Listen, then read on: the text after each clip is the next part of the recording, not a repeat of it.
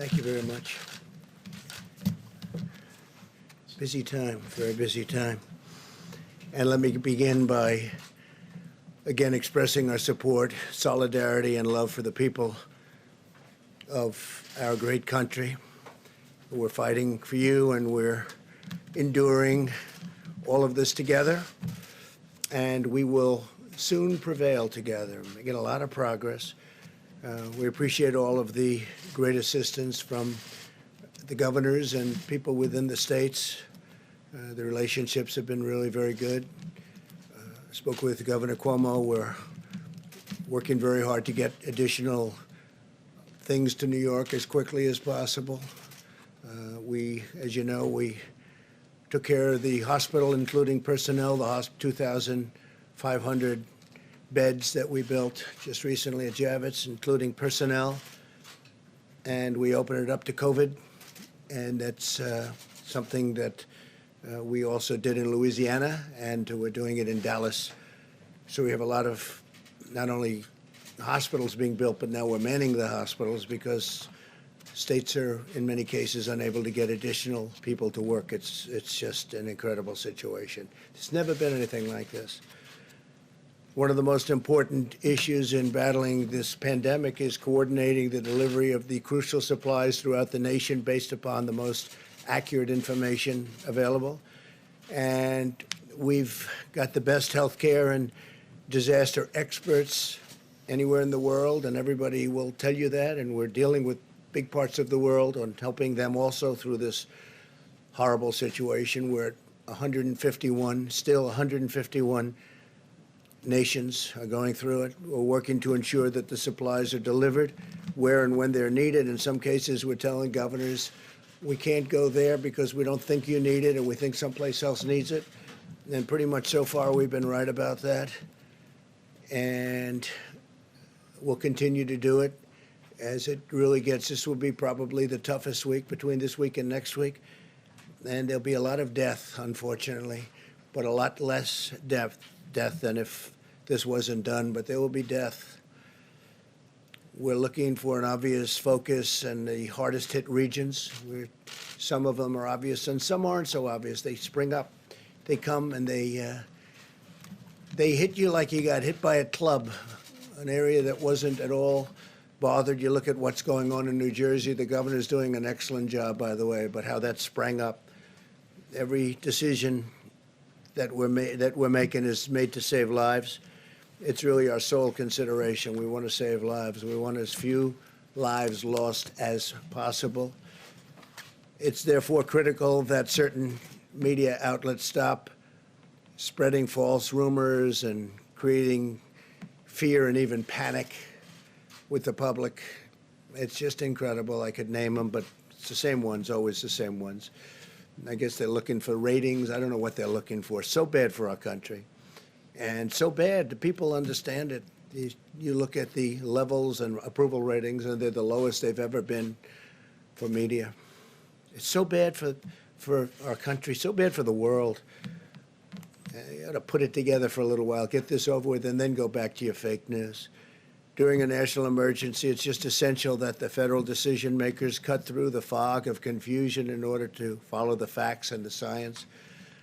Many hospital administrators that we've been in touch with, even in the really hot spots, you know what they are communicating directly with us that their level of supplies are meeting essential needs. And at the current time, they're really thrilled to be where they are. Whenever local shortages are reported, we're asking states to immediately meet the demand, and we're stockpiling large amounts in different areas, and we're going to be discussing that in a little while. But we want distributions to be made on a fair basis. We have to take care of a large country, not just certain areas of the country. But no matter where, we've been there, and we've been there very strongly. I want to thank FEMA. I want to thank the Army Corps of Engineers. I want to thank our military for what they're doing. And we're going to be adding a tremendous amount of military to help supplement the states. Thousands of soldiers, thousands of medical workers, professionals, nurses, doctors. and it'll be a large number. We'll be telling them over the next very short period where they're going. They're going into war. They're going into a battle that they've never really trained for. Nobody's trained for this. Nobody's seen this. I would say since 1917, which was the greatest of them all. The greatest of this type of battle, probably the greatest of them all, right? 1917. Up to 100 million people were killed. In addition, we're working directly with hospitals and existing suppliers and distributors to ensure that those with the greatest need are prioritized. And that need changes. One day it's one state or one locale, one city, and then all of a sudden they're starting to do well. We had some very good reports coming out of the state of Washington, coming out of various parts of California. So areas that we were getting ready to really hit hard, we can now go to other areas. It looks like New York is going to be hit very hard. And Louisiana is just amazing the way it just spread up. And everyone's doing a good job, but they're going to be hit hard. Areas in the country that are not experiencing large-scale infections are requesting supplies beyond what their present circumstances require. And we talk to them, and we tell them, and we explain it, and for the most part, they're good with it. We think we're right. It's very understandable that officials would seek to get the most they can get for their communities. But the fears of the shortages have led to inflated requests. We have some states and areas where they're just asking for far more. I mean, look, we had one state asking for 40,000 ventilators. 40,000. Think of it, 40,000. It's not possible. They won't need that many, and now they're admitting they don't need that many, but we're getting as many as we can to them.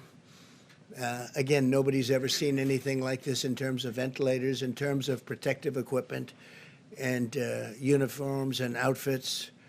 But it makes it more difficult for distributors to prioritize the real need, and it could intentionally, and, you know, look, everybody has proper intentions, but they want to make sure they're 100%, and sometimes when they know they don't need it, they want it anyway. It gives them that extra feeling of satisfaction, but we just can't do that. It's not even possible to think about it. And that's why, and we're a backup. Remember, we're a backup. We're the greatest backup that ever existed for the states, especially when we start getting into the hospital building business and getting into the medical center building business. When you see we built many hospitals, numerous hospitals in some states and medical centers.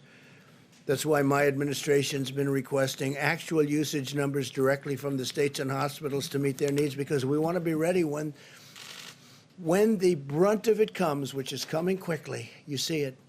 You see it as sure as you can see it. And when the brunt of it comes, we want to be ready to hit the area that needs it. We don't want to have spent everything in one area and they don't need it there to anywhere near the extent. So let me be extremely clear about one point. We will move heaven and earth to safeguard our great American citizens. We will continue to use every power, every authority, every single resource we've got to keep our people healthy, safe, secure, and to get this thing over with. We want to finish this war. We have to get back to work. We have to open our country again. We have to open our country again. We don't want to be doing this for months and months and months. We're going to open our country again. This country wasn't meant for this. Few were. But we have to open our country again. I just spoke with the commissioners, leaders of, I would say, virtually all of the sports leagues. Rob Manfred, Commissioner of Baseball, Major League Baseball. Roger Goodell, Commissioner of the National Football League. Adam Silver, Commissioner of the National Basketball Association. Gary Bettman, Commissioner of the National Hockey League. Jay Monahan, Commissioner of the PGA Tour. Kathy Engelbert, Commissioner of the Women's National Basketball Association. Dana White, the Ultimate Fighting Championship. Vince McMahon, President of the WWE. Don Garber, Commissioner of Major League Soccer. Steve Phelps, President of NASCAR. Michael Wan, Commissioner of the LPGA. Roger Penske, founder and chairman, Penske Corp., and Drew Fleming, president of the Breeders' Cup. And there are a couple of others on, and these are all the great leaders of sport, and they want to get back. They got to get back. They can't do this. Their sports weren't designed for it. The whole concept of our nation wasn't designed for it. We're going to have to get back. We want to get back soon, very soon. For example, and I have to say, we're using the Defense Production Act very powerfully. In some times directly, in many cases indirectly, just the threat of it's usually enough. But FEMA and HHS have ordered 180 million, think of that, 180 million. Who ever heard of 180 million N95 masks? And we're working now with 3M to see whether or not that all works out, but we want them to help our country. And I think it's going to be okay. We're going to soon let you know. But we need the masks. We don't want other people getting it. That's why we're instituting a lot of Defense Production Act. You could call it retaliations, because that's what it is. It's a retaliation. If people don't give us what we need for our people, we're going to be very tough, and we've been very tough. Usually we don't have to use it, but we've used it plenty. It's turning out more and more, unfortunately, and it works very well. Our supply chain logistics task force, led by Admiral John Polovchek, who's doing a fantastic job, will ensure they're distributed to the healthcare and critical infrastructure workers in the areas with the most pressing requirements. That's the 60 million masks that we're talking about, and the 180 million N95 masks. 180 million. Who ever heard of 180 million masks? And this is a incredible thing. A lot of times, and we have to stop playing this game, if a governor wants 200 ventilators, and I say, no, we're going to send you 1,000. We think you need more than 200. And then the media meets with the governor, and they say, oh, you got more? Well, it's not enough. The president should have sent more. So he's asking for 200. We give him 1,000. They say, how's the president doing? He should have given more, because that's politics. That's politics. And that's unfortunate, because we can't play that game. And, you know, that's one party doing it, and the other party's happy. But they're all really happy, because they should have been doing this work themselves for a long period of time. Many of their cupboards were bare. With respect to the ventilators, FEMA and HHS continue to monitor the data on an hourly basis where provided by the states in order to most effectively target the distribution of supplies. We've been asking states to provide us with daily updates on the number of ventilators and their utilization rates, because some states have more ventilators than they need. They don't even like to admit it. They'll admit it when everything's over, but that doesn't help us very much. This data is vitally necessary so that we can ensure ventilators are getting to the right place at the right time. FEMA, HHS, DOD are developing resources within the next 24 hours. They will have a whole different set of criteria. Every day, it's different criteria. Every day, this horrible, invisible enemy changes a course. It changes course. If you were fighting the normal fight, you know what's happening. They hit one, they hit another, they hit another state, they hit areas that you didn't expect. But we're watching it and we're capturing it. Our goal is to stay several days ahead of the needs in each state. But we can only do that if the cities and states utilize real-time local knowledge to provide timely and precise data about actual usage. So we have to be able to do that. And if a state has ventilators, as an example, that they know they're not going to need, they should give them over, and we should move them with the other ones. We have now 10,000 in our pipeline, and stockpiled, 10,000 close. And we're moving some into New York, so we're going to need some additional. We're moving some into New York City and state separately, and we're bringing them to the point where they'll need them. I can also report that at my direction, 1,000 military personnel are deploying to New York City to assist where they're needed the most. That's the hottest of all the hot spots. New Jersey is right there. It's right next to it. And I don't know if that's overflow, but New Jersey's, it's a great state, and it's a crowded state also, where you have people on top of people. It's always tough, but we're bringing some of the ventilators. We got some for New Jersey just yesterday, and we're going to bring them some more, including doctors. We're getting doctors, nurses, respiratory specialists, and other support workers. These are from the military. We're taking people now out of our military. We've been doing it, but now we're doing it on a larger basis. And I want to thank Secretary of Defense Esper, who will detail some of what we're doing tomorrow and Monday.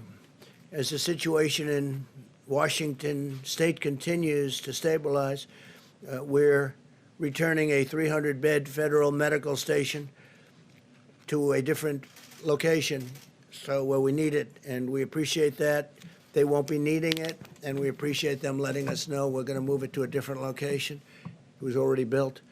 Many governors initially made large requests for federal support for their states in anticipation of a greater number of cases, but the residents of Washington State have done a really good job of following the federal distancing guidelines.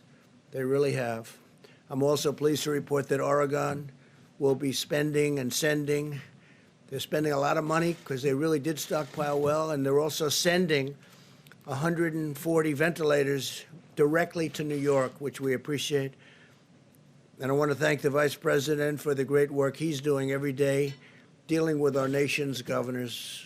Mike Pence has been working day and night on this, and we want to get it over. He's got to get a little more sleep than he's getting. He hasn't been getting very much, I will tell you that.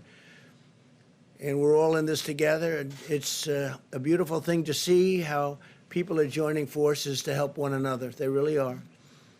In addition to our courageous doctors, nurses, and healthcare workers, I also want to thank the incredible food supply workers who are feeding our nation. I spoke just a little while ago to Senator Bozeman. You know Senator Bozeman. We all do. He's a great senator. He's a great person. We spoke just this morning, and we discussed how important it is to keep our farmers and ranchers, processors, and distributors in our nation's prayers. And I want to thank the senator for the incredible job he's been doing. And a lot of the senators and congressmen and everybody's working very hard. My administration is working very aggressively to pioneer new medical countermeasures to treat and prevent infection. Working on a lot of things. We must utilize our nation's scientific brilliance to vanquish the virus. We have to vanquish the virus as quickly as we can, because we have a lot of things happening in this country, and we have a great future, but we have to get back to work. This week, the FDA established the Coronavirus Treatment Accelerator Program, which is expediting the development of new antiviral and other therapies, and they're doing it on a very rapid basis.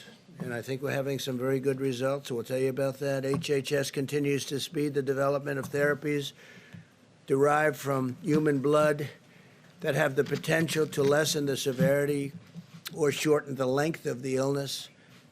And as you know, last Saturday, the FDA also gave emergency authorization for hydroxychloroquine.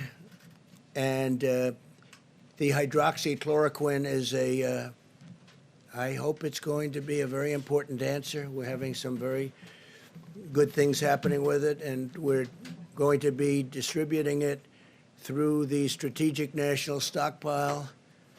It's going into the Strategic National Stockpile to treat certain patients, and we have millions and millions of doses of it, 29 million to be exact. In addition to that, we're making it, and we're also getting it from various other locations and countries. In one case, I called Prime Minister Modi of India this morning. They make large amounts of hydroxychloroquine, very large amounts, frankly. And I said, they had a hold because, they have 1.5 billion people, and they think a lot of it. And I said I'd appreciate if they would release the amounts that we ordered, and they are giving it serious consideration. But they do India makes a lot of it.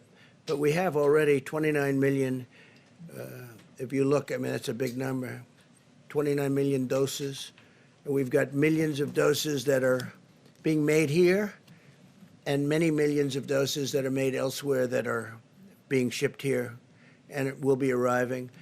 We're just hearing really positive stories, and we're continuing to collect the data, but I'll just speak for myself. It's been out for a long time. It's a malaria drug. It's also a drug for lupus. And there's a study out that people with lupus aren't catching this horrible virus. They're not affected so much by it. Now, maybe that's correct. Maybe it's false. You're going to have to check it out. But there's a lot of very positive things happening with that. That's a game changer if that's the case. Obviously, we continue to work on the vaccines, but the vaccines have to be down the road by probably 14, 15, 16 months. We're doing great on the vaccines. I think Johnson & Johnson is leading, seems to be leading in terms of the studies, but we'll see what happens. But I feel good about that, but that's down the road. But tremendous promise with what's just been mentioned. In addition to that, Gilead Sciences has initiated a phase 3. That's down the line, meaning clinical studies of the drug remdesivir. Now, it's approximately 1,000 patients, which is a pretty good study. Other drugs are also being studied in patients, and this week, Oracle, great company, donated a new web portal. Larry Ellison, amazing guy, and platform to the government to gather real-time data on how patients are responding to the various new treatments. And they have a very sophisticated site, and we'll be learning a lot from Oracle, and thank you to them. We're also spending economic dollars like you wouldn't believe, and speeding economic relief to American workers, families, and businesses. Yesterday, the Small Business Administration launched the Paycheck Protection Program to help employees keep paying their workers. In 24 hours, the Small Business Administration and over 1,200 lending partners processed over 28,000 loans. It's so far ahead of schedule, and billions of dollars. It's worked out incredibly well, and I want to thank Bank of America and J.P. Morgan Chase and a lot of the big banks that have been involved, and a lot of the community banks. Community banks have really jumped on it, and it's so far going way ahead of schedule.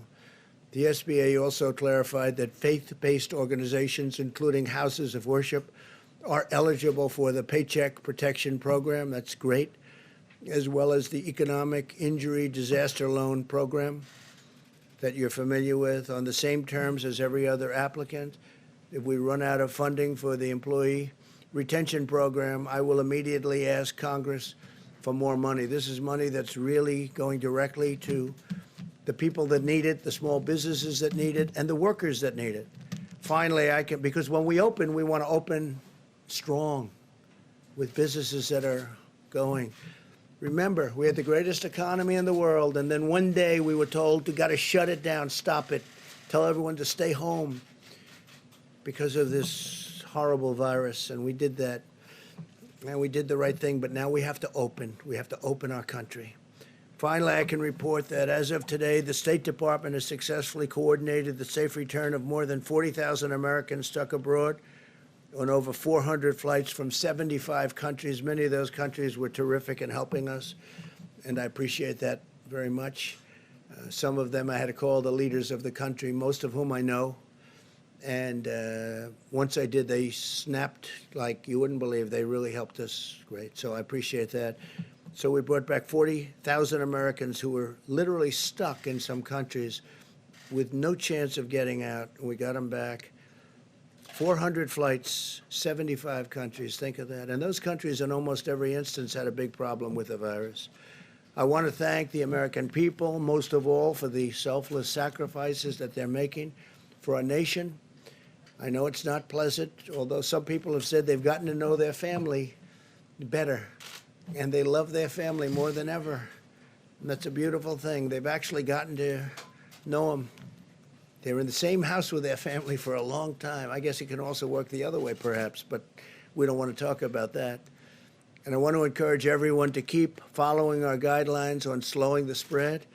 Sustaining this war effort is, and that's what it is a war effort, is the patriotic duty of every citizen. While we may be more physically distant for a time, we're closer together in the heart and in the spirit. And through this great national unity is happening. We're having a great unity developing that a lot of people didn't think would be possible to develop like this. And we will conquer the disease and restore our nation to its full and glorious might. We're doing really well, and I'm very proud of everybody out there. We're very proud of you. It's something that nobody could have ever projected. It's been over 100 years that a thing like this has happened.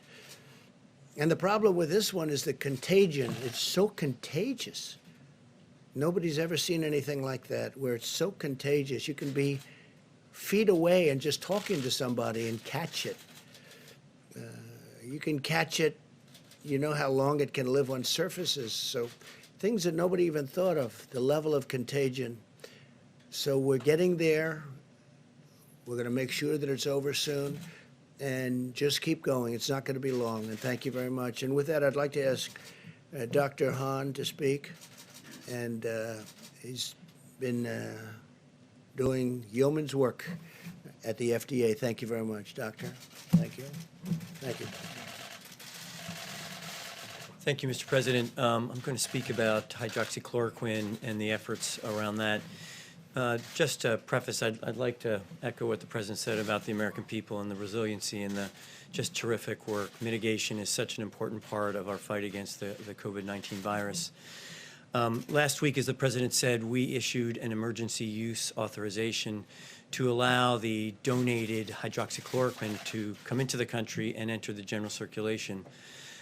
We are prioritizing this drug to come in for clinical trials, also into general use for physicians, because as you know, physicians, based upon their interaction with the patients, their assessment of the risks and benefits, can write a prescription for hydroxychloroquine if they think it's appropriate for the patient. Being a physician, we do this all the time, and that assessment needs to be done between a patient and a doctor. And then the third portion is we wanted to make sure that these drugs were in the circulation, in the supply chain, so that people who have them or need them for the other indications, lupus, rheumatoid arthritis, had them available. So that was the purpose of the emergency use authorization. One other thing I'd like to mention is that we on Friday stood up a formal convalescent plasma program. We have a great deal of enthusiasm for that. There are some reports that this is of benefit to patients in other countries who have had the COVID-19 virus. And what this means is taking plasma from patients who've had the virus and who have recovered and transferring the immunity, the immunoglobulins, if you will, the immunity from that person to someone who's sick. And we're hopefully expanding that across the country. The Red Cross is involved in that program, and I think it shows great promise. It needs to be studied like other things, but just like I said before, it provides hope. We don't want to provide false hope, but definitely hope. Thank you. Thank you very much, Mr. President. I'd like to just take a couple of moments to talk a little bit about the public health aspects and how it relates to what the President just said about the need for us to begin to at least think about returning to some degree of normality. And that has to do with what's going to be happening as we end this week and we go into next week. You will be seeing, and we should not be surprised because the kinetics of how this virus works is that we're going to be seeing that there are going to be deaths that are going to continue to go up. But as I mentioned to this group and to the general public multiple times, there really is a cascading of events where you have new cases, hospitalizations, intensive care, and deaths. So at the same time that we may be seeing an increase in deaths, we want to focus on the effect of mitigation is really the number of new cases. And that's what we're going to be thinking about and looking about. So we're going to pay close attention to that, and hopefully the kinds of mitigations that we're talking about are going to have the impact to allow us to begin to think about maybe changing a bit. So the question arises is the mitigation working? So let's look historically and then just look at the reality of it. Clearly in the countries, China included, that have implemented since very strict kinds of programs of mitigation, clearly it works. In our own country, we've seen indication of that in Washington. Remember, Washington State was the first to get hit, but they put in a really good program of mitigation. And if you look at the charts that Dr. Berg showed the other day, they're still down there doing well. And the reason is, again, what I've said before, but I think it's worth reiterating, that we have two opposing forces here. The virus, which wants to do what the virus wants to do. Viruses transmit from people to people. When people are separated from each other, virus does not transmit. It doesn't go anywhere. And that's the reason why something as simple as the physical separations, because if you look at the Vice President's chart that he shows all the time here from this podium, every aspect of that ending the COVID outbreak in 30 days has some aspect of it of physical separation, whether that's avoiding crowds, whether that's staying 6 feet away from people, whether that's doing teleworking, all of it does that. That's our most important tool. We'll be talking about vaccines and drugs and things like that that will mitigate later. But this is what we really have to do. And I want to actually just plead, as I do multiple times from here, to the American public. You know, as sobering and as difficult as this is, what we are doing is making a difference. So we really need to continue to do that. I must tell you, I was just mentioning to the Vice President as we came in, last night when I wasn't here, I went out with my wife and actually did a little power walking down Massachusetts Avenue. For those who live in Washington know what I'm talking about. And we passed a couple of restaurants where people were getting takeout food. The restaurants were closed to people going in, but they were open to takeout. And I saw something that absolutely made me feel really, really good. They were separating themselves by at least 6 feet. In fact, some of the restaurants had little things on the floor that said, stand here and then stand there.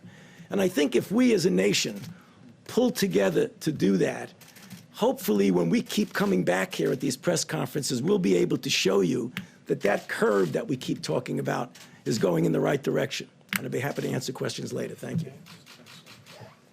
Thank you. Okay, please. You said earlier that the virus is springing up in areas you did not expect. Yesterday you said some states in the country are not in jeopardy. The fact that this is unpredictable, isn't that an argument for every state to have one of these I stay-at-home don't think so. orders? Look, there are some states that are, you have great distance, natural distance, big land, few people, and they're in very good shape. And if there is a case, they can quarantine that person, or that person will be separated, will be brought to a hospital, a secure area. So you do have different cases as opposed to a New York or Los Angeles. Los Angeles is doing incredibly well, by the way. But areas where you have lots of people tight together, it's a big difference. So no, they're different. There are many different cases. Please. Mr. President, you mentioned the military off the top. So 1,000 troops going to New York, and then are we expecting other mass deployments around the country? And then is it just the Army? Is it? No, not mass. Many of the places are really in great shape. They really have done a fantastic job. And we may add to the 1,000, but New York will be getting about 1,000 military people, nurses, doctors, lots of other people, because that's what they need. Yeah, and that's medical. No, medical military. Please. Sir, you tweeted earlier today that you liked the idea of a second coronavirus task force that was focused on reopening the economy. Thinking about it. So I was wondering if you were planning to go forward with that. Thinking about it. Getting a group of people, and we have to open our country. You know, I had an expression: the cure can't be worse than the problem itself. Right? I started by saying that. And I continue to say it.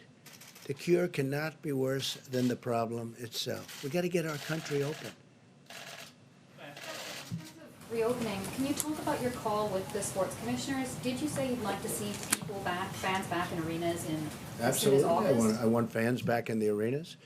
I think it's by whenever we're ready. I mean, as soon as we can, obviously.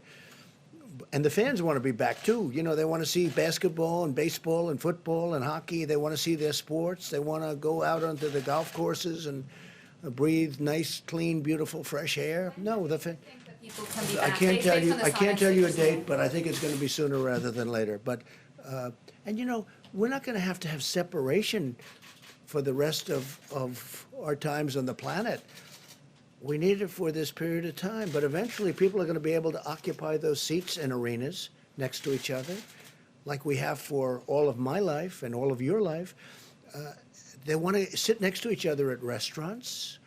They don't want to be, 6 feet away. And some restaurant man called up. He said, I'm worried because I have a small restaurant with not too many seats. I think he said 120. And he said, if I practice what this is, I'm down to 30 seats. I can't make it. I said, don't worry about it. That's for a short period of time. You'll be back to your number of seats. We can't do that. Otherwise, you're making everything. That means your stadium is half the size of what it was a month ago. No. They're going to be close together, but they're going to be breathing air that's not infected, that's not going to kill people. Please. Since you're not committing to pack the stadiums by August, what are your contingency Well, I'm not plans? committing to it. I'm not committing to it. We're going to see where we are. That'd be great if we could. But we're going to be back to good health soon, in my opinion. We're making a lot of progress. And we're making progress because, as Tony told the story about the restaurant and about how they were separated sort of automatically, people are doing that. People are doing that. They're staying in their homes. They don't want to go out. They're doing what they know is the right thing to do. It's not very complicated. It's in many ways it's a very beautiful thing to see. Yeah. Contingency plans for the Republican National Convention. We have no contingency plan. We're having the convention at the end of August, and we think by the end of August we'll be in good shape. We have no contingency. It's going to be in North Carolina, as you know, in Charlotte, and I think we're going to have a great convention. I notice, I think we had an opponent, but I almost didn't know who it was. He got 0.00001% of the vote, but I heard he dropped out 3 or 4 weeks ago. I'm not sure. Maybe you could tell me. That's the kind of opponent I had. And hopefully we have another one just like that in Joe. Mr. President, this weekend lawmakers are working on the next round of relief packages. What was not in the stimulus package that you signed last week that you would like to see in phase 4? Well, I think we're going to need more money for the small businesses. It's been working out so well. It's been so efficient. The banks have been doing an incredible job. I think we're going to need more money there. I think. We'll see. But based on the first couple of days, it's been incredible. I think that restaurants and entertainment, that would include sports leagues, all forms of entertainment, go back to the original, where they get tax deductibility for what they're doing, and for people come in and buy tickets or go out for meals, and corporations can then send people into these restaurants who are going to have a hard time otherwise opening, in my opinion, and that could be the same for the sports leagues. So we want to see for entertainment and for restaurants deductibility so that corporations can take a deduction. They'll send their executives, they'll send people there, and they get a deduction. That is something that will really bring life back to the restaurants. I think make them hotter than before. They used to have it. And when they ended it, it was really never the same. It was never the same. Yeah, please. Mr. President, you just said that you want to see as few lives lost as possible in this pandemic. That's right. But there are still 8 governors, all Republicans, who have refused to issue these statewide stay-at-home orders. Your own experts, including Dr. Fauci, have said stay-at-home orders are the most effective way to stop the spread of this virus. So why not do everything possible Well, and urge Tennessee those just governors did it. right Yeah. now Yeah. to do that? We have a thing called the Constitution, which I cherish, number one. Number two, those governors, I know every one of them, they're doing a great job. They're being very, very successful in what they're doing. And as you know, I want the governors to be running things. Now, in some cases, we'll supersede. But in this case, it's not. Do you think they should? I'm not asking for I you to think it order them to, depends. but- It depends on the individual state that you're talking about. But they're doing very well, and they're doing a magnificent job in running their Well, states. South Carolina has 1,700 cases right now of coronavirus. Utah has 1,255. I mean, are these not states that you think should have No, those I think stay-at-home they're doing a orders in great place? job. Well, that's a very small number relative to population. It's larger than some states that do have stay-at-home orders Okay, already in place. it's up to the. If I saw something wrong, if I saw a massive breakout, of which that's not, I would come down very hard. But Isn't the key in this pandemic getting ahead of those numbers, though? no, not in that case, but in the case, I know the states you're talking about. By the way, I think you're up to 92% is covered. 92% of the country is covered. And from a constitutional standpoint, they made the difference. They called the shots. Yes, Jeff, go ahead. Mr. President, just a question about messaging. You and the others here are saying people need to continue following the mitigation efforts, but you're also saying again, the cure must not be worse than the problem. Which is it? No, I'm just saying we have to get this country open, Jeff. It has to get open. This country was not designed to be closed. So we have the greatest we've ever had, and then we're paying people to stay home? Think of it. We're paying people not to go to work. How about that? How does that play? I understand that. And they want to go to work, by the way. They don't want money. This country is great. But we're paying people. We have to get back to work. That's what I'm saying. Go ahead, please. Mr. President, this is off topic. It's about the announcement from last night. It's a yes or no question, not that we expect the answer to be yes or no. But wasn't Michael Atkinson doing the job of the Inspector General of the intelligence community, the job he was supposed to do when he simply took the whistleblower complaint to Congress that what hadn't been taken previously? Wasn't he doing the job that he was supposed to do, that American taxpayers were paying him to do? And why did you decide to I terminate? thought he did a terrible job. Absolutely terrible. He took a whistleblower report, which turned out to be a fake report. It was fake. It was totally wrong. It was about my conversation with the president of Ukraine. He took a fake report and he brought it to Congress with an emergency, okay? Not a big Trump fan, that I can tell you. Instead of saying, and we offered this to him, no, we will take the conversation where fortunately we had a transcript. If we didn't have a transcript with the kind of deception and dishonesty that were practiced by the Democrats, I might not be standing here right now, okay? Fortunately, we had a transcript, and it was a perfect transcript because even the lieutenant colonel admitted it was correct. Okay, wait a minute. You asked a question. So he took this whistleblower, and I keep saying, where's the whistleblower, right? And why was the whistleblower allowed to do this? Why was he allowed to be, you call it fraudulent or incorrect transcript? So we offered this IG. I don't know him. I don't think I ever met him. He never even came in to see me. How can you do that without seeing the person? He never came in to see me, never requested to see me. He took this terrible, inaccurate whistleblower report, right? And he brought it to Congress. We offered to have him see my exact conversation. It was all about the conversation, by the way. That was the whole thing. It was about the conversation, right? And then after he saw it, he must have said, wow, because as I've said it many times, and it drives you people crazy, it was a perfect conversation.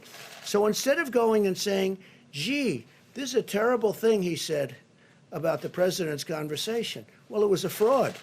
I didn't say that. And by the way, you have the whistleblower. Where's the informer, right? And here's another question. Remember, before I gave the transcript, in other words, before I revealed the real conversation, where's the second whistleblower? Remember the second wait. There was going to be a second whistleblower. But after I gave the conversation, he just went away. He miraculously went away. Where's the informer? Because there was going to be this informer. Maybe Schiff was the informer. You ever think of that? He's a corrupt guy. He's a corrupt politician. So listen, I say this. Where's the informer? Remember, the informer was coming forward. But I gave. Because, see, I did one thing that surprised everybody. This gentleman right here said, boy, that was a shocker. I revealed the conversation. I got approval from Ukraine because I didn't want to do it without their approval. And they said, absolutely, you did nothing wrong. By the way, President of Ukraine, foreign minister, said he did nothing wrong. And over that, with 196-0 vote by the Republicans, not one dissenting Republican vote, dishonest Democrats impeached a president of the United States. That man is a disgrace to IGs. All right, let's go next, please. He's a total disgrace. Did you run by your decision to dismiss the Inspector General by Senator? Okay, we'll get off this because people want to talk about what we're talking about. But let me just tell you something. That's my decision. I have the absolute right. Even the fake news last night said he has the absolute right to do it. But ask him, Why didn't you go and see the actual conversation? There was no rush. He said, oh, we have to rush it. He even said it was politically biased. He actually said that. The report could have been, you know who the whistleblower is, and so do you, and so does everybody in this room, and so do I. Everybody knows, but they give this whistleblower a status that he doesn't deserve. He's a fake whistleblower. And frankly, somebody ought to sue his ass off. All right, it's enough of the whistleblower. Go ahead, please. The governor of New York today said that he is still desperate for ventilators and that he has accepted 1,000 of them from the Chinese government. Are you concerned that What he didn't states- say is, okay, let me tell you what he didn't say. Two very good friends of mine brought him those ventilators, right? Two very good friends of mine. They brought them. If you'd like their name, I'll give you their name. But should states and No, but cities have the to governor rely didn't on mention China that. and Russia It came to supply? through the Chinese, the country of China. But they were given by two friends of mine. But he didn't tell you that. Now, the governor also, you'll see when you read the letter, the governor also asked for 40,000. He wanted 40,000 ventilators. Now, the governor, as you know, had a chance to get 16,000 a few years ago. He decided not to get that. The state of New York has asked for help. I've given him 4 hospitals, 4 medical centers. Then I gave him an additional hospital. Then I gave him military people to operate the hospital. They were not supposed to be COVID hospitals. The ship is not. Interesting thing happened with the ship. People aren't in accidents because there's nobody driving. There's nobody taking motorcycle rides down the West Side Highway at 100 miles an hour. People are away. So people aren't being injured. Now they're asking whether or not we could open up the ship for COVID. We have given the governor of New York more than anybody has ever been given in a long time. I'll just say, I was going to say in history, but in a long time. And I think he's happy. But I think that, because I watched what he said today, and it was fine. I wouldn't say gracious. It wasn't gracious. It was okay. I must tell you, Gavin Newsom has been gracious. Los Angeles, California, the job we've done, and all of California. Why does that matter if they're gracious or not gracious? If It they need doesn't matter. supplies? It doesn't matter. But I think when we've given as much as we've given to New York, somebody should say nice. I'll tell you who's been very nice. Mayor de Blasio has been very nice. He understands what we've given him. We brought him some more ventilators, too, yesterday. But nobody has been given like New York. And I know he appreciates it. He just can't quite get the words out, but that's okay. When he says that he needs 40,000, Please, go ahead. If I may come back to Dr. Fauci's comments on... To which one? Dr. Fauci's Yeah. comments on mitigation. On the reproductive value of the virus, the WHO had it at, I think, 2 to 2.6. Others had it a percentage point or 2 higher.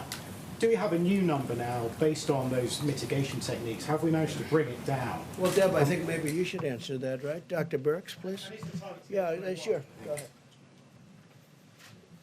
You know, it's an excellent question, and it's why all of the modelers, and I really want to thank them again, they're reevaluating all of their models in light of the level of the impact of the mitigation. Remember, none of us had really been through this before. So when we modeled school closures and distancing and staying at home and all of these pieces, that had never really come into the model before. They're working on that very diligently now. Of course, just to be clear, we won't know how valid the models are until we move all the way through the epidemic. What we're triangulating right now, and instead of working on R0, we're looking at testing and triangulating testing, test positive cases, hospitalizations, ICUs, and the whole, and of course, the recoveries, because that's also very important to us. I think it's very important that the American people know that there are equal number of states with less than 5% positives despite high levels of testing. So there are states that are mitigating and making this work. There are also the states that you know of, the 18 states that have the larger outbreaks, and we're watching them very carefully, triangulating for them all of the information to ensure that clients who come to the hospital are cared for. And then there's states in the middle that we're trying to figure out, are they changing or not? Each of those states And each of those epidemics within those states may have a different R value. And that is what we're trying to figure out, and it's very variable on each of these factors. But the bottom line is, and I think going into this weekend, it's really important for the American people to know this, Spain and Italy are moving through this. They are seeing their number of cases drop. They're seeing the number of people in hospitals drop. We are about, on our models and on the actual data, about 12 days behind them. At the same time, we see in the United States really good case studies of the impact at Washington State, of California, and then a series of smaller states where we're trying to learn from them how to do surveillance. And with these new HHS, Abbott ID Now kits, and I just want to thank Admiral Giroir for getting them out, being able to look at testing in a more comprehensive way so we can be doing surveillance and mitigation simultaneously so we can answer that very question. It's going to be very difficult to answer at this moment across the United States because each metro cluster is on a different pathway as they move through the epidemic. And I think we just really ought to emphasize through, because we see Italy, we see Spain moving through, and we hope to be in that same position. At the same time, as the president said, he's concerned about every single person that is succumbing to this virus. We all are. And that's why we're making sure that in this triangulation, they're tracking minute by minute. When we say FEMA and HHS is tracking minute by minute the ventilator, hospital, and ICU bed need, that's exactly what's happening. And also being flexible and responsive. To have DOD take 1,000 healthcare providers out of their medical corps is a very big deal. I was in the medical corps for 29 years. We never did that. So this is saying we respect and understand the importance and value of the American lives and doing that. But the R values will be variable by state. Can I just follow up? A week ago, we were talking about a county by county. Before I do that, you had breaking news last night. You know that, you saw that, where I think the probable presidential candidate for the Democrats will be Joe Biden. And he agreed that I was correct when I stopped people from China very early, very, very early, from coming into our country. And Dr. Fauci said that was a very big moment because it would be a much different picture we have right now had we allowed thousands and thousands of people from a specific area, I don't have to go into it, from China, to come in highly infected. It would have been a very different thing. The other thing, so I appreciate the fact that he did, because I was called xenophobic, racist, I was called many things when I did that very early. And I got a lot of credit for it in the Federalist, because the Federalist covered the whole journey. And they said Trump was, I didn't speak to the author, respected author. They said Trump was right at every single move. And on top of that, he was going through a fake impeachment, a hoax. I was going through a hoax when I made the decision. And that does take a little time, and certainly a little thinking time. But I appreciated the fact that Joe Biden announced last night that he now agrees that I was correct. You saw the report come out that I was correct when I stopped people from China coming in at a very early date. President, can we talk about the Captain Crozier of the USS Roosevelt? Which one? What? Captain Crozier, who was removed as the commander of the USS Roosevelt. I don't know if you saw the videos of sailors cheering for him as he left. Our reporting shows that some sailors have said that they are worried to re-enlist because they are not convinced that commanders are taking care of their health and taking care of them. No. What do you say to them? Well, I don't And know how much does about it. I can only removing tell you captain- this. Here we have one of the greatest ships in the world, nuclear aircraft carrier, incredible ship with thousands and thousands of people. And you had about 120 that were infected. Now, I guess the captain stopped in Vietnam and people got off in Vietnam. Perhaps you don't do that in the middle of a pandemic or something that looked like it was going to be. You know, history would say you don't necessarily stop and let your sailors get off, number one. But more importantly, he wrote a letter. The letter was a 5-page letter from a captain. And the letter was all over the place. That's not appropriate. I don't think that's appropriate. And these are tough people. These are tough, strong people. I thought it looked terrible, to be honest with you. Now, they made their decision. I didn't make the decision. Secretary of Defense was involved, and a lot of people were involved. I thought it was terrible what he did. To write a letter? I mean, this isn't a class on literature. This is a captain of a massive ship that's nuclear powered. And he shouldn't be talking that way in a letter. He could call and ask and suggest. But he stopped in Vietnam. A lot of people got off the boat. They came back and they had infection. And I thought it was inappropriate for the captain of a ship to do. I don't want to comment as to whether or not, but I agree with their decision 100%. In the back, please. Joe Biden actually just attacked you in a tweet. I don't know if you have seen it. He just what? Attacked you. He just said. Well, he that- didn't write anything. Look, he has people, he has professionals from the Democrats Mr. President, let writing. me just read what he said. He said Donald Trump is not responsible for the coronavirus, but he is responsible for failing to prepare our nation to respond to it. How do you respond to that, sir? He didn't write that. That was done by a Democrat operative. He doesn't write. He's probably not even watching right now. And if he is, he doesn't understand what he's watching. But just so you understand, it was very nice what they wrote out. I don't know, they released it at a strange time, sort of a strange time to release something like that. But he admitted I was right. And if you read the Federalist story, which most of you won't, because you don't want to, but you'd learn something, because if you go, it goes through a chart, times.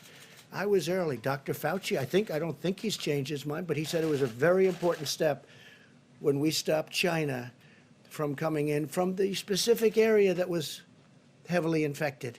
We'd have a whole different thing right now. So I don't really know what Joe Biden said. I don't really care. And again, I see every once in a while I'll say something, I'll make a speech, and then it'll be critiqued, and I'll get this beautiful, brilliant critique. Joe Biden didn't write that. Joe Biden didn't write that. He wished he did, but he didn't. Go ahead, please. Back. Sure. Wanted to ask Dr. Fauci a quick question. China has warned of a resurgence of the virus. Has the U.S. developed a plan if, in fact, a second wave of the virus does, in fact, occur here in the country? Yes, we do. I mean, one of the things that obviously is parallel with thinking about the possibility, as I mentioned a little while ago, about mitigation allowing us to turn the corner, very much on the front burner, is what happens when we do, because the risk of there being a resurgence is real. So what we need to do, and I believe I said this before, but it's worth repeating, that what we need to have in place, and we will have that in place, is that as you then pull back, you have to have the capability of, in a very pristine, precise way, do the kind of containment when you do see it. Because remember, when you get to mitigation, containment takes the back seat because you're just struggling to mitigate. But when you get it down, you need to make sure it doesn't resurge. So that will require the ability to test, to identify, to isolate, and to do contact tracing. That's what we have to have in place, and hopefully we will at the time that we then pull back. Dr. President, question for Dr. Ott from the FDA. You mentioned the plasma, sir. So these are this plasma that people that were infected that have now either recovered or they're doing well enough, and then they're transferring it to, is it family members? Can you walk us through that's working, and is it kind of like a case-by-case basis in certain hospitals? What are the results from that? I just was not familiar with that. So this is a situation where someone who's recovered from the virus, doesn't have the virus in their system at all, you can take plasma, and this is a pretty routine procedure. You can actually donate a couple times a week, a couple times a month, frankly, and give that plasma. That plasma contains the proteins in the blood that have the antibodies against the virus. You can take that, process it, and then give it to someone who's ill. And so that allows you to transfer that immunity. It doesn't have to be matched by family or anything like that. Since last Tuesday, the Tuesday before last, we've allowed academic centers and other laboratories and hospitals around the country to do this on a compassionate use basis. What we did was we pulled this together in what's called an expanded access program and run it through the Red Cross because they've got the greatest system and capacity for doing this. And this allows us to scale up so that when people get sick, we can actually have these donated plasma packs given to the patients who are sick. So do people need to be donating plasma? So obviously some of us don't know if we've had it and recovered.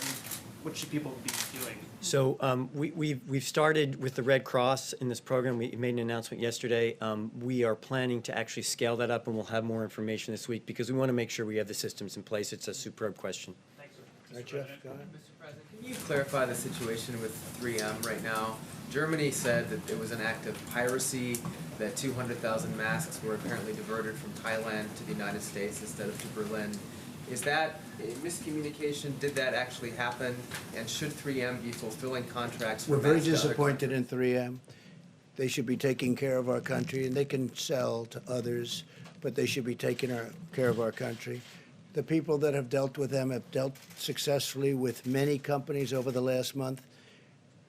They don't like the way 3M has treated our country. They don't, frankly, like the representatives of 3M. And no act of you said piracy, right? Piracy? For German. There's been no act of piracy. No, there's been no act of piracy. It's the opposite. 3M has not treated our country well. And if they do, great. And if they don't, they're going to have a hell of a price to pay. Okay? I say it that way. And I watched him on television on something talking about how this is so hard to believe, so hard to fathom. They ought to get their act together, because I got involved and I looked at what happened, and they have not, 3M has not treated our country well. Can you just clarify about that German order? Go ahead, please. Was that diverted, sir, or was that not? We'll get you the information. I can ask for Dr. Fauci. I was wondering about what you're seeing as far as lupus patients in regards to coronavirus. I know the president mentioned this earlier, but what does the medicine say? What is the question? Is that what is the incidence of coronavirus? If you have lupus, do you have a greater chance of getting coronavirus? There's right now, this is being looked at in a natural history study. We don't have any definitive information to be able to make any comment on that. It's an obvious good question, because it might be a way for us to get some interesting and potentially important data as to the role of those medications. But that's something that is now being looked at, but we don't have any data to be able to say anything definitively. And I hope they use the hydroxychloroquine, and they can also do it with Z-Pak, subject to your doctor's approval and all of that. But I hope they use it, because I'll tell you what do you have to lose? In some cases, they're in bad shape. What do you have to lose? It's been out there for a long time, and I hope they use it. And they're going to look at with doctors, work with doctors, get what you have to get. But we have it stockpiled, and we have a lot of it, and we're getting more of it. And as I told you, I spoke to Prime Minister Modi. We're getting more of it, but we have a lot of it. And I hope they use it, because it's been used for a long time, and therefore it's passed the safety test. FDA has been terrific. Dr. Hahn, I appreciate it very much, too. But I've seen some results. Now, it's early, I guess. It's early, but and they should look at the lupus thing. I don't know what it says, but there's a rumor out there that because it takes care of lupus very effectively, as I understand it, it's a drug that's used for lupus. So there's a study out there that says people that have lupus haven't been catching this virus. No, maybe it's true, maybe it's not. Why don't you investigate that? And there's also other studies, with the malaria, that the malaria countries have very little people that take this drug for malaria, which is very effective for malaria, that those countries have very little of this virus. I don't know. You're going to check it out. But I think people should, if it were me, in fact, I might do it anyway. I may take it, okay? I may take it. And I'll have to ask my doctors about that, but I may take it. Yeah, please, go ahead. Mr. President, last week, the last couple of days, you've been really optimistic about Russia and Saudi Arabia coming together on the deal on oil. But in the last 24 hours, the OPEC Plus meeting's been pushed back. They've traded some really critical... Well, OPEC can do whatever. Look, I've been against OPEC all my life. Because what is it? It's an illegal, you could call it a cartel, you could call it a monopoly, there's a lot of different names for it. But it broke down very violently. Very violently. So I don't care about OPEC. I really don't. I couldn't care less about OPEC. Let me just say, no. I think they're going to settle it. You know why? Because they're going to be destroyed. They're destroying themselves if they don't. Russia, it's a very important, and we had a very good conversation, President Putin and myself, very good. But Russia, a big part of their economic well-being is from oil. Well, oil is at a record low. Nobody's ever seen anything like it. It's actually lower than you even think. And it's to their advantage. Obviously, it's to Saudi Arabia's advantage. They told me they're discussing, Saudi Arabia went much further than that. He thinks that a deal is going to be made. at 10 million barrels reduction, and maybe more than that. He actually indicated it would most likely be much more than that. So we'll see what happens. I mean, we're going to see what happens. But as far as OPEC is concerned, I mean, I was against OPEC for years and years because I thought it was very unfair to our country. The beautiful thing is we have built one of the great, one of the things we've done is created so much we produce. We're the #1 producer in the world right now. I don't like it for a different reason, because it's going to hurt a lot of jobs in our country, this price. It's going to hurt a lot of jobs. Now, with all of that being said, people are going to be paying 90 cents a gallon. Did you ever hear of that? What's that, 1952 or something? All right?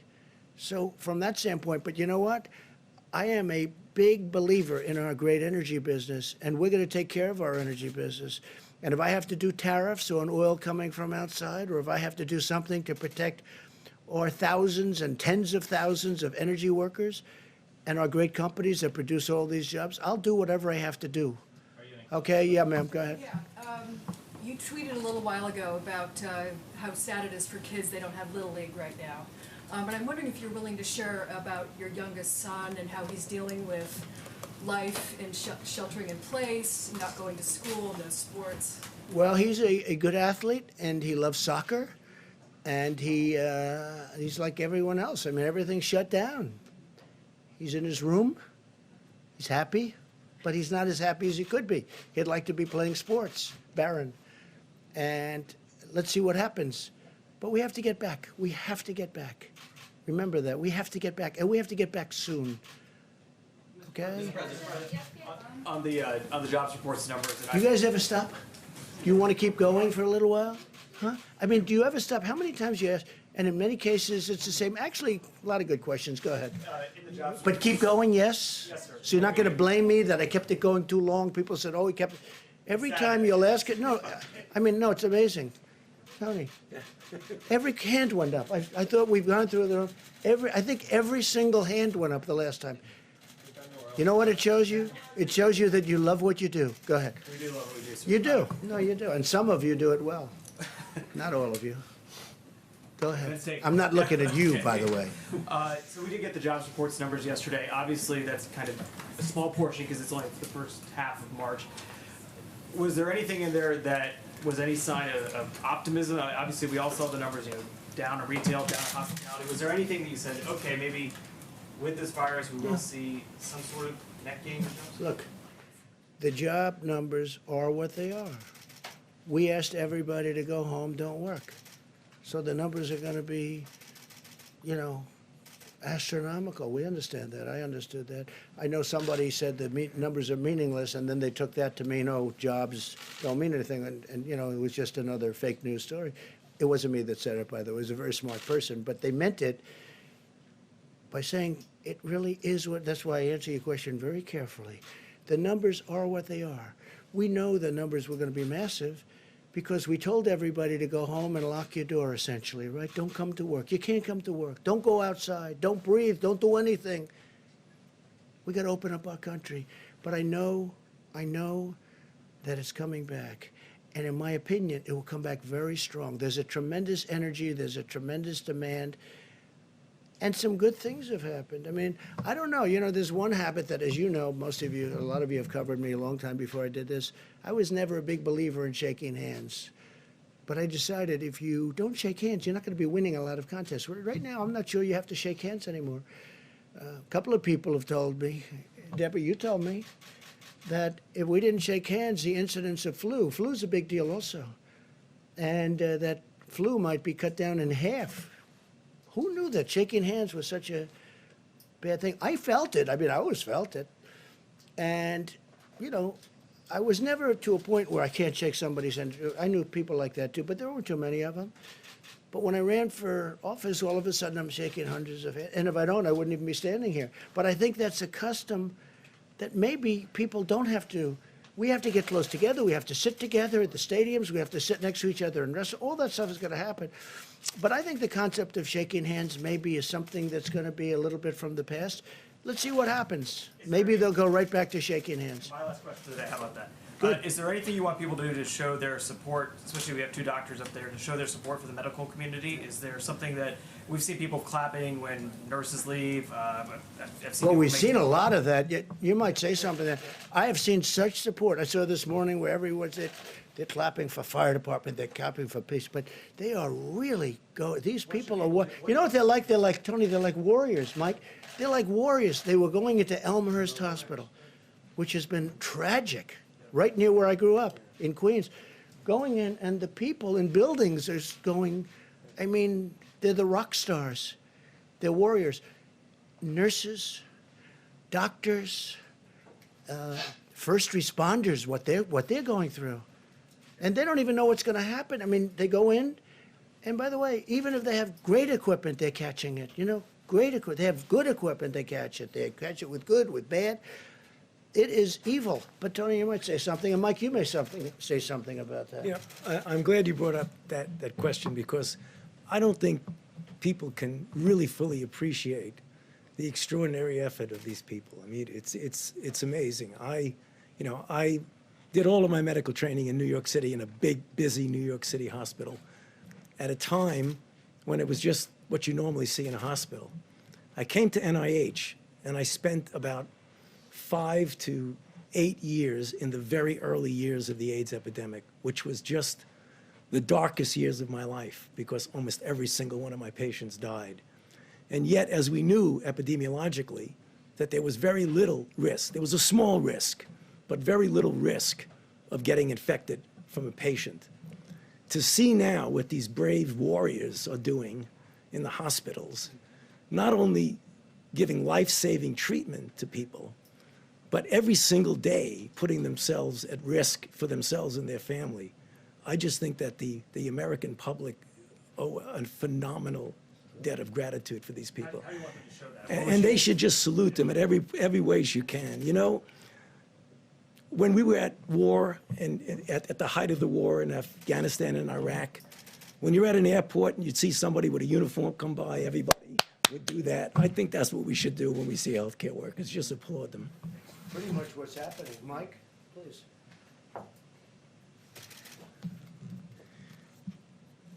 The stories are incredibly moving about what healthcare workers are doing every day. It's not just that they're going back into the hospital.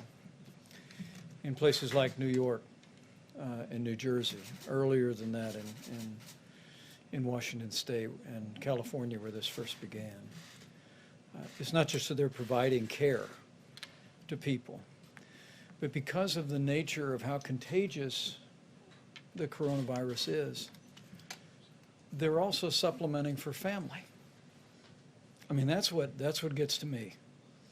When I hear the stories that, understandably, in nursing homes and in hospitals, they're restricting visitors, then they should, to prevent the spread of the virus to be brought into the hospital or to be brought out. And so to hear the stories of healthcare workers who are holding up an iPhone while someone who's critically ill with the coronavirus may well be saying their last goodbyes to their family, and then to be there in those moments. I mean, our healthcare workers they're not just doctors and nurses today, they're supplementing for family, for people all across the country. And I just think, tomorrow's Palm Sunday. It's Holy Week in the great Christian tradition. And I have people ask me from time to time, send me an email or on the many conference calls that we have, they said, what can we be praying about? And my first thought is with the families who have lost loved ones and the patients who are struggling with coronavirus. But during this very special week, I just encourage people to pray for our healthcare workers. Pray for them and their families. They are really the hands and feet every day, not just of healthcare, but of the heart of the American people. And we are all grateful for them every hour of the day. And think also about the Army Corps of Engineers. That's a little different, depending on where they are and where they're working. But the Army Corps of Engineers, throwing up a hospital in New York City, 2,500 beds in 3 days? I mean, think of that. And FEMA, what they're doing. And the National Guard is now delivering for the states because the states were unable to get, we'd drop it at a big warehouse where we're told to drop it. And the states were unable, some of the states were unable to bring it from the warehouse to the site. So we got the National Guard to become a delivery service, if you can believe it, and they would bring it. And some of those sites were dangerous sites. They were very dangerous sites. Think of that. It's been amazing. It's been amazing. I just think, I've never seen anything like it. I'm so proud of this country. And really, it's a world problem, and some countries in the world are just handling it so well. You know, again, I keep saying it's 151. That was as of 2-3 days ago. It's probably more. Some people said they didn't know there were that many countries. That's how big this is. And Mike said something else. So, yeah, Palm Sunday, tomorrow. Think of it. We're not going to churches on Palm Sunday. But think of next Sunday, Easter. And I brought it up before. I said, maybe we could allow special for churches. Maybe we could talk about it. Maybe we could allow them with great separation outside on Easter Sunday. I don't know, it's something we should talk about. But somebody did say that, well, then you're sort of opening it up to that little, you know, do we want to take a chance on doing that when we've been doing so well? But Easter Sunday, Palm Sunday, I'm going to be watching tomorrow, live from Riverside, California, great church. But I'm going to be watching on a computer, right, on a laptop. I think on Easter, maybe I'll be watching from a laptop as opposed. So how sad is it that we have Easter Palm and Easter Sunday, and people are watching on laptops and computers? It's sad. But the job that this whole country has done is amazing. But I'll say this, our medical professionals, what they've done, because they walk into those hospitals, you see them putting on their gear, and they're putting in orders, they're walking through the front doors. And some of those people are going to die. They're going to die. You know, it's like incredible. And we can say what we want, Tony and Deb, about young and medium-aged, and there are plenty of those people dying too. You know, it generally hits the older people where they have problems. It hits young people too, and it hits middle-aged people too. But these people are walking into hospitals, and I watch. I think it's incredible. And they're putting their outfit, they're getting it, and they're going in. They're going. It's like a war. Again, there's never been anything so contagious as this. In 1917, it was vicious if you got it, but it wasn't contagious like this. Now, in 1917, had they had the internet and all the means of communication, they could have practiced distancing. You know, by the time people started thinking in those terms, they lost, I guess, 75 to 100 million people. So that's modern, you know, that's a modern day great thing that happened. Please. Yeah, just on antibodies. To what extent do you think that you can use antibody tests to determine who can go back to work and how quickly? Well, I don't know. I'd rather leave that to the doctor. Doctor, do you have an answer to that? You think it'll be a tool? We think it'll be a tool to help us get people back to work. It'll be additional information because, as you know, if you have an antibody, that means you were exposed and have recovered from it. That, with the information about diagnosis, should help. But how quickly can you scale up this testing to determine on a large scale how many people can go back to work and have these antibodies? So as you know, a couple weeks ago, we provided a great deal of regulatory flexibility around this. A lot of great developers have been working on this. Dr. Burks put a call out to the academic labs around the country to do this, and we've been working very closely with a number of manufacturers. So we think that it can be scaled up relatively quickly. Mr. President. Mr. President, a question for Dr. Fauci. In a recent interview, you had said that you knew the 15-day guidance would not be enough. I wanted to ask your confidence level about the 30-day guidance and whether it'll be enough. You know, it's tough to talk about levels of confidence, but I can tell you one thing that I feel strongly, that if we do in a very proactive way what I said in my opening comments, and people literally across the country as a baseline have that physical separation, and as we've mentioned up here, there'll be varying degrees of that depending upon whether you're in New York City or you're in a place that's less. But every place, everybody should be doing some degree of this physical separation. If we do that, again, I have confidence that what we will see is the turning around of the curve. Whether or not it'll be all the way down where we want, it's impossible to say. I would be foolish to say that. But the one thing I am confident in, so let's take this to the bank, that mitigation works.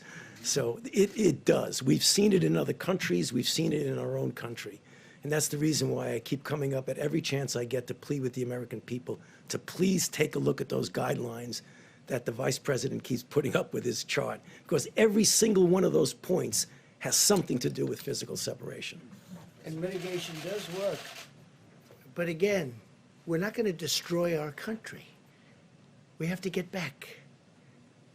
Because, you know, at a certain point, you'll lose more people this way through all of the problems caused than you will with what we're doing right now. What we're doing right now, I think it's going to be very successful. But you know what? I don't know. We have a big decision to make at a certain point, okay? We have a big decision to make. We went this extra period of time, but I said it from the beginning, the cure cannot be worse than the problem itself, and we cannot let that happen. We have an incredible country. We were having the greatest period in our country's history from an economic standpoint in many other ways. We cannot let this continue.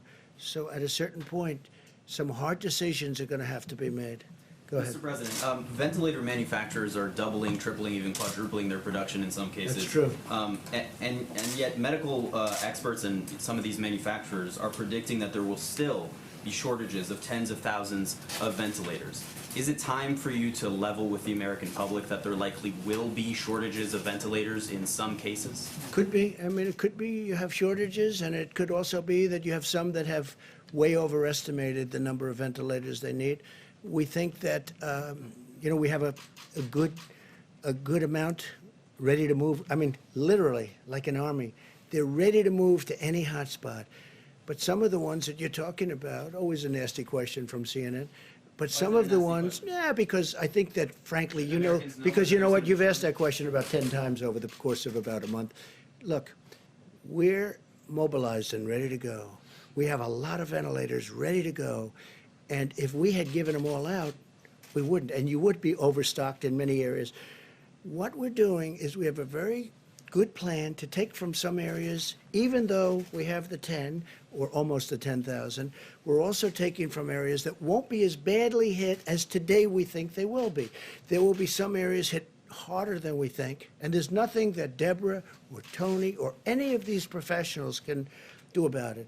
This thing moves in a lot of ways. But what we're going to do is we are going to have, and you look at us compared to a lot of other countries, we're in much better shape. But these professionals have done an amazing job.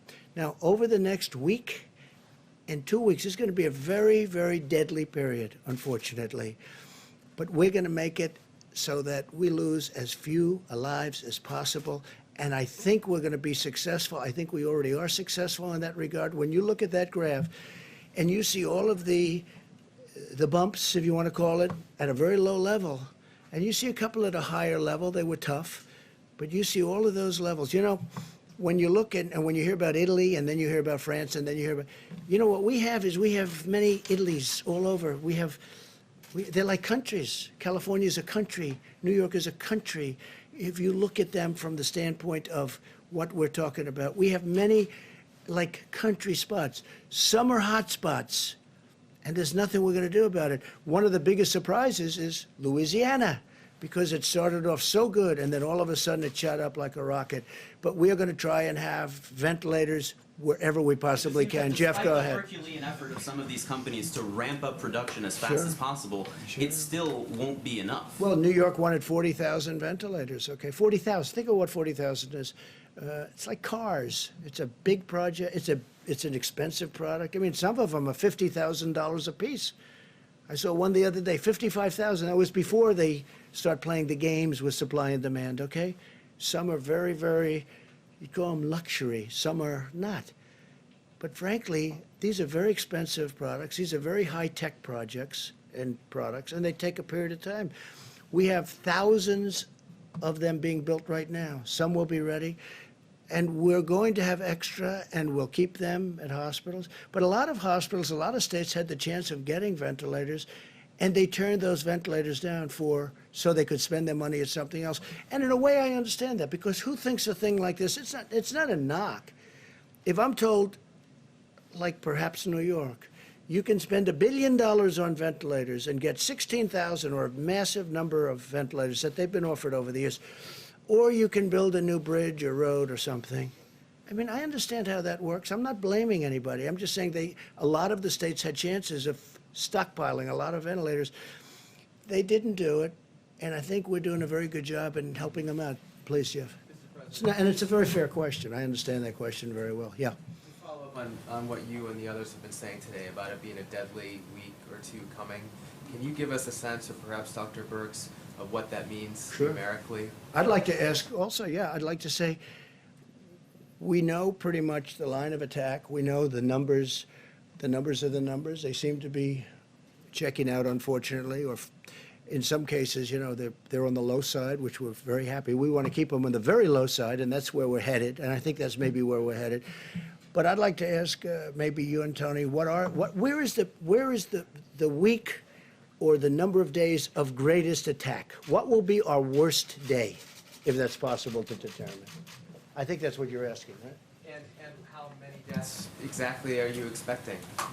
So as you can look in the places that are the most difficult hit right now, the Detroit area, the New York area, the Louisiana area, and we are doing it by the counties in those states, because there are mostly it's metro areas and the bedroom communities around those metro areas, because people went to work and got exposed and came home and exposed other. If you look out in New York now, you see that it's in Long Island and it's out in Suffolk County and Nassau County. All of those counties, Wayne and Oakland, they're all on the upside of their curve of mortality. So when you get to the peak, you come down the other side. And when will that peak be? So by the predictions that are in that healthdata.org, they're predicting in those 3 hotspots, all of them hitting together in the next 6 to 7 days. Are you thinking tens of thousands of deaths in that period of time? You can go to the website. It's variable. Each one of those communities is different, but you know where New York is, how much their mortality has been, and what we're seeing today are the people who were infected 2 or 3 weeks ago. If mitigation in New York worked, and we believe it is working, the cases are going to start to go down, but the mortality will be a lag behind that because of the comorbidities and other conditions. So that's why all of the predictions are that this next week, and I think we said this last Sunday when we talked about the charts, and it's difficult to do, and we tried to prepare the American people to understand that you have to, as much as you go up, you have to come down the other side, because coming down is a reflection of the cases that were coming in before. I'd rather not say a number, but the numbers are available if you go to the website. I mean, you can see that there's several hundreds per day in New York. And I think Governor Cuomo has talked about that increasing still into the 500, 600, 700 range a day. So, that's very concerning to us. We, again, applaud the healthcare workers who are doing every single thing humanly possible to save more lives. And we are ensuring on a ventilator by ventilator, day by day, to get them there so that we can say and we can be there when they need it. Because we are supposed to be that group that comes in after all of the resources are exhausted. And we really applaud what Oregon did. And we really applaud what the governor is doing about moving between the states, between the different counties, to bring them to New York, because that's what's needed today. A different place will be needed tomorrow. You mentioned, just to follow up on something apparently you said yesterday, that you had some concerns about Pennsylvania, Colorado, and Washington, D.C. Could you expand on that? We're watching them because they are starting to go on that upside of the curve. We're hoping and believing that if people mitigate strongly, the work that they did over the last 2 weeks will blunt that curve, and they won't have the same upward slope and peak that New York, New Jersey, Connecticut, and part of Rhode Island are having. So this is a very important, the next 2 weeks are extraordinarily important, and that's why I think you've heard from Dr. Fauci, from myself, from the President and the Vice President, that this is the moment to do everything that you can on the presidential guidelines. This is the moment to not be going to the grocery store, not going to the pharmacy, but doing everything you can to keep your family and your friends safe. And that means everybody doing the 6 feet distancing, washing your hands. So, I mean, ditto to everything that Dr. Burke said, but also to emphasize why it's so important to do that, because we're looking at 3 or 4 really key hotspots that are still going up. It's absolutely essential that the ones that are down at that lower level that Dr. Burke showed the other day, those communities where they're still going up, we've got to make sure we don't have multiple waves of peaks. That's going to be the answer to the question of when we can start pulling back. Because if you keep having multiple peaks and different waves, that's going to make it very difficult. We put your foot on the, exactly what I said just before, and I keep repeating. Just make sure everybody does at least the minimal amount of that physical separation. Because the virus has no place to go if you're physically separated. And one of the reasons that I keep talking about hydroxychloroquine is that the question that nobody ever asks, and the question that I most hate the answer to, is what happens if you do have a ventilator? What are your chances? And I just hope that hydroxychloroquine wins, coupled with perhaps the Z-Pack, as we call it, dependent totally on your doctors and the doctors there. Because you know the answer to that question. If you do have the ventilator, you know the answer to that question. And I hate giving the answer. So I don't want to get them there. I don't want to get them there. There's a possibility. And I say it. What do you have to lose? I'll say it again. What do you have to lose? Take it. I really think they should take it. But it's their choice. And it's their doctor's choice or the doctors in the hospital. But hydroxychloroquine, try it if you'd like. The other thing, if you have a heart condition, I understand, probably you stay away from the Z-Pack. But that's an antibiotic. It can clean out the lungs. The lungs are a point of attack for this horrible virus. But when you have a ventilator, don't ask the answer because I hate it. If you have it and it's working beautifully, I don't like the answer because it's not a very high percentage. So I want to keep them out of ventilators. I want to keep them, if this drug works, it will be not a game changer because that's not a nice enough term. It will be wonderful. It'll be so beautiful. It'll be a gift from heaven if it works. Because when people go into those ventilators, you know the answers, I know the answers, and I'm glad you don't write about it. Mike, please. Well, you've heard from the experts what our task force has heard, that it's going to be a difficult week for the American people. You will see testing increased around the country, and so cases are going to continue to rise across America. And before I give a few facts relevant to an earlier question about ventilators, let me add my voice to what the President just said and what all the physicians who've spoken has said. Even though we see the losses rising in the days ahead, do not be discouraged, because there is evidence across the country that Americans have been putting the social distancing and mitigation into practice, and it is making a difference. We are seeing it in the new cases that are being reported. Because remember, families that experience loss up to this day and in the next week have a loved one who contracted the coronavirus, in most cases more than 2 weeks ago. In many cases before social distancing and mitigation efforts were put into effect. And so we want to encourage you, believe in the President's coronavirus guidelines for America. Go to coronavirus.gov, print them off again, put them on the refrigerator, and remind yourself to put them into practice. On the subject of ventilators, if I can amplify the point the President made, our team at FEMA is doing a remarkable job working with governors, state health officials, and local hospitals, particularly focused on our priority areas. We'll refer to the New York metro area, which includes New Jersey and Connecticut. We're focused on the New Orleans metro area in Louisiana.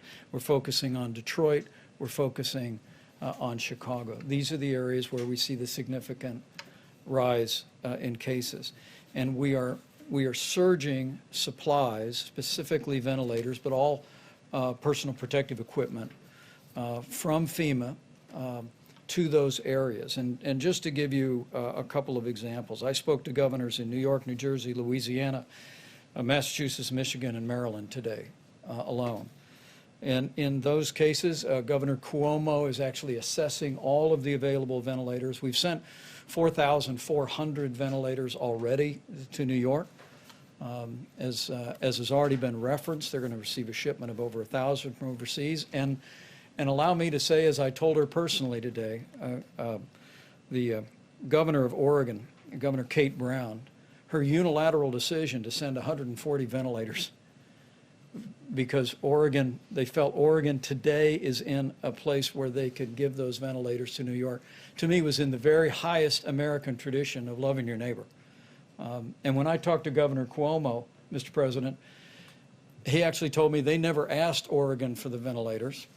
And Governor Brown hadn't even called him to tell him that she was doing that. It really is remarkable. When I talked to Governor Hogan today, and the President and I will be speaking to all of America's governors on Monday again, I told him how inspired I was and how he ought to spread the word to other governors in areas where they can spare resources to be joining with us at the federal level and providing them to states at the point of the need. But just a few for instances. As we track New Jersey, as I told Governor Phil Murphy, we deployed 200 ventilators to New Jersey today. Louisiana, where we're monitoring literally hour by hour what's taking place in New Orleans with some encouraging news, but still great challenges. Yesterday, you heard the President say that we deployed 330,000 gowns that have been delivered to the public health systems and hospitals there, 200 ventilators. I spoke to Governor Charlie Baker today and was able to inform him. We're watching Boston area very closely. 100 ventilators are deploying today. I spoke to Governor Gretchen Whitmer today. Detroit is experiencing a significant number of cases. We're watching it carefully. And today, FEMA directed 300 ventilators to Michigan. Again, as the President said, we're all working our hearts out. But what I want to say to American families and what I want to say to healthcare workers is that we are going to identify the resources, leave no stone unturned, and we are going to focus resources on those areas in the order that they emerge. Now, the last thought is back on mitigation. We are hoping that we do not see other major cities in the country experience what Seattle experienced, what greater New York City area is experiencing, what New Orleans is experiencing, and that's all in the hands of the American people today. So I just want to encourage you, coronavirus.gov, put into practice the President's coronavirus guidelines, and you will do your part. to save lives, protect the American people, and ensure that we will have the resources to meet this moment wherever the need should arise. Mr. President, you spoke earlier about the SBA loan program that got up and running yesterday, but we're hearing from a lot of small business owners a lot of concerns about whether they will get this money. Some say some of the banks weren't ready yesterday to start processing loans. Some banks are layering, and some We're banks way are ahead of schedules. The banks have been great. layering extra J.P. restrictions Morgan on Chase, Bank of America, they're so far ahead. This is typical with you in particular. We hear they're behind. They're not behind. It's been flawless so far, far beyond our expectations. You should say, I hear you're doing well, but maybe, I don't even hear of any glitch. They've done billions of dollars of loans to small business. And these are great loans. These are loans that get immediately paid off. These are loans that get businesses back. I wish you could ask a question where something's working so well. Now, maybe things won't work well, and I don't mind that kind, but where something's working so well, and you ask a question in such a negative way. It's doing great. Yeah, go ahead. It's doing great, really good. Maybe it won't in 2 weeks, and I'll respond differently, but it's doing great. You know it, and so does everyone else. Everyone's shocked how well it's doing. Has mentioned in the Who did? past, Dr. Burks. Yes. Some demographics such as seeing that men might be more susceptible to the virus, seeing in Europe more cases among the between 30 and 50 class. Has the data that you've seen in the past 2 weeks changed that assessment? Are men more susceptible? What are I you don't think seeing? it's changed much, has it? No, same pattern as Europe. Same pattern, same answer that we've given you That for the includes last. folks between 30 and 50 being more adversely affected than what we've seen in Asia? No, tomorrow I'll bring you all the graphs back so you can see it. We can bring an updated graph, but it's very similar. Please. Mr. President, a few days ago you talked about possibly restricting flights from hotspots. Where Yeah. are you on that? Where's your thinking? We're looking at it very seriously. Right now, we're dealing with governors, we're dealing with airlines, we're dealing with a lot of different factors. It's a very difficult decision. We're also doing testing, getting into planes, very strong testing. States are doing testing of people that leave planes because they don't want to have people coming in who are infected. So understanding that and the level of testing has been enormous, okay? And some states are saying you have to go in quarantine for 2 weeks if you come from certain areas. So knowing that, we're working with the governors. Mr. President, what kind of test, when you say testing, do you mean domestic travel or people coming in from outside the country? Both. Some states are doing, when they land, they're doing very strong, very powerful testing. Please, go ahead. Some airlines, sir, and they say they don't know what you're talking about. Okay, well, then you'll check up again. One last question on ventilators. Governments are doing it too, our government. Go ahead. One last question on ventilators. The governor of New York said that he received donation in ventilators from Jack Ma of Alibaba, which I think is your friend. Would you call on the business community to donate ventilators, not necessarily to New York, but other Yeah, states well, like Louisiana and No, Jack Ma Michigan? is a friend of mine, and he's made it very possible to get about 1,000 ventilators from China. But that was from him and my other friend. It was really a gift, and we appreciate it very much. It was very nice of them. All right, I think we've had enough. We'll be seeing you very soon, and I'm sure that you know that all of us are going to be working very hard. We're working very hard. We are really coming up into a time that's going to be very horrendous, probably a time like we haven't seen in this country, wouldn't you say? I mean, I don't think we've seen a time like this in the country, and we're getting to that point where it's going to really be some very bad numbers. We want to keep those numbers a lot lower than they would have been, and we will do that. We have tremendous talent working. We have tremendous people, and that includes governors. That includes everybody. Everybody's working. But unfortunately, we're getting to that time when the numbers are going to peak, and it's not going to be a good-looking situation. I really believe we probably have never seen anything like these kind of numbers, maybe during the war, during a World War, World War I or II or something. But this is a war all unto itself, and it's a terrible thing. We will be seeing you soon. We'll keep you totally abreast. We're also going to be releasing new ventilator numbers because we have a lot of them coming and a lot of them going to different locations, and we appreciate it very much. Thank you. Thank you.